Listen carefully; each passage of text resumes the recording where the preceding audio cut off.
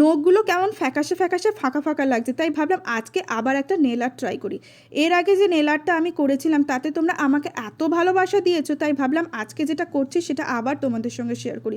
প্রত্যেকবারে কারি কারি টাকা খরচা করে তো আর নেল আর্টটা করা সম্ভব হয় না সবার পক্ষে। আমি বরাবর এরকমই করি, তাতে নখটাও ভালো থাকে। আজকে তাই দেখাচ্ছি জুডিও থেকে এরকম একটা হালকা শিমারি পিঙ্ক শেডের নেল পালিশ নিয়েছি, দু হাতে পরে নিয়েছি, 2 কোট করে লাগাবে। তোমরা যে কোনো কালার নিতে পারো।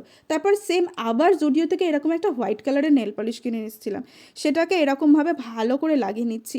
আর সবথেকে মেন কথা কি জানো, এই শিমারে নেল পালিশটা না দূর থেকেই শাইন লাগে, কাছে গেলে অতটা বোঝা যায় না, এত সুন্দর এটা না, আমি ওই জন্য এর উপর পুরো ফিদা হয়ে গিয়েছি।